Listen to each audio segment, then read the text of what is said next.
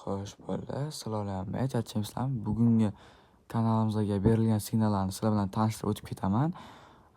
Bugungi birinchi ideyamiz buy bo'ldi. 56, 55, 54. 53 stop lossimiz bo'ldi. Bizga ochganimizdan ikkinchi tik profit sразу uchib berdi. Keyin o'rtasida dalivga zona qildik. 58 dan ko'p kishi kira olmadi. 58 dan bitta dalivga zona berib yubordim. 58 dan ham uchib ketdi-da, 70 pips yurib berdi bozor. Hamma full yopdi, foydada turdi. Mana ko'rib borsanglar bo'ladi bemalol rasmlarini. Keyin ikkinchi yana entry'miz 57, 56, 55 buy zona bo'ldi. Stop loss take profitlarni yozishga ulgurmadim. Bozor уже сразу 30 pips harakat qilib berdi. Keyin ketidan sразу 60 pips harakat qilib berdi va yana 70 pips harakat qilib berdi. Ko'rsanglar bo'ladi, 3 dan 3 gacha ushlangan hamma narsa.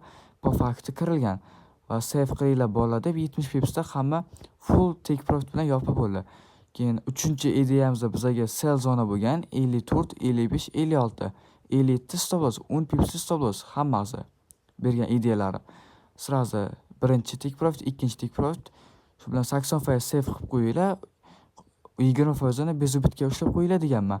Va shu bilan ideyalarimizni bemalol tashlab beramiz. Biz полностью gruppaga ideya, risk management tahlillar qilib ishlaymiz gruppaga. Va 4-ideyamiz 73, 77 sell zona bo'ldi. Bu kattaroq zona bo'ldi. Risk amal qilinglar deb yozdim. Va ko'rsanglar bo'ladi, o'zim ham kirishda boshladim. 3 dan kirdim va 3 da yopdim. Keyin shu bilan bozor ko'tarilib ketdi. Hammasi po faktu kanalga berilib ishlandi.